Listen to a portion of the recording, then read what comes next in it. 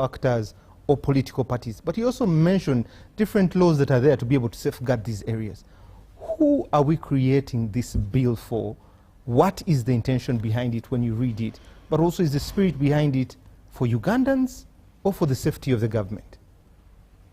So, first of all, I think at this point I want to thank this government for introducing this bad bill, because for once we have seen the whole country, the whole citizenry mobilized and responding to a legislative process. This is the first time that you see all Ugandans across the board, from Karamoja to Lango, to Acholi, to Ankole, to Bunyoro, to Toro, in the diaspora everywhere, across all different sectors, the medical, the teachers, cultural, bankers.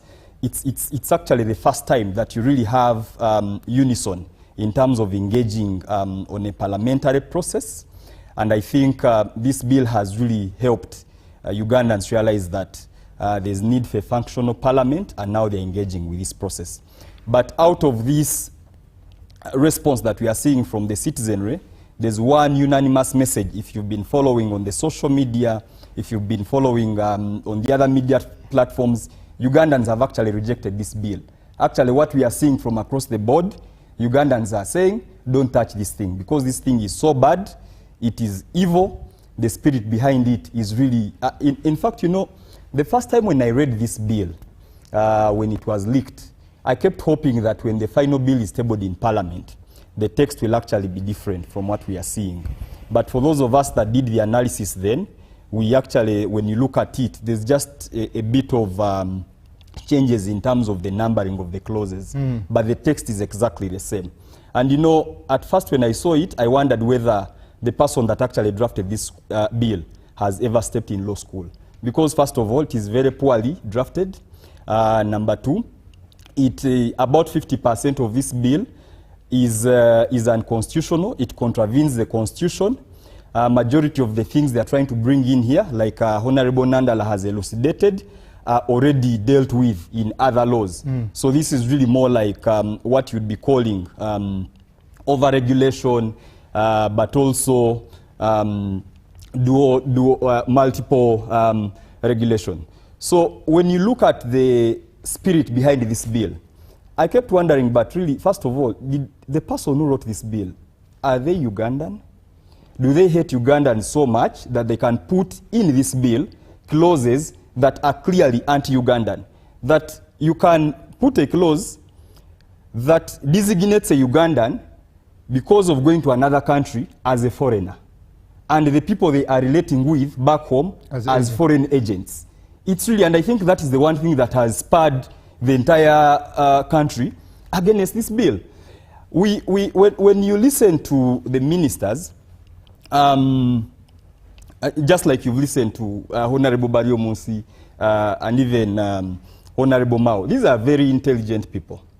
So when I looked at this bill for the first time, and I realized that it had gone through cabinet, it had been cleared by the caucus, the Attorney General is owning it, the minister is owning it. So I wondered really, how can a bill that looks like this go through all this clearance, and it comes even before Parliament, and it is still looking like this? You need to make the work of Parliament easier, because this bill actually, if you know, the other time we were talking to members of Parliament, a few of them that had actually cleared this bill in caucus, and before we even looked at it, they said, you know, if you were to save anything in this bill, what is it that you would save? And we told them, okay, let us go clause by clause, and at the end of this bill you tell us what to save.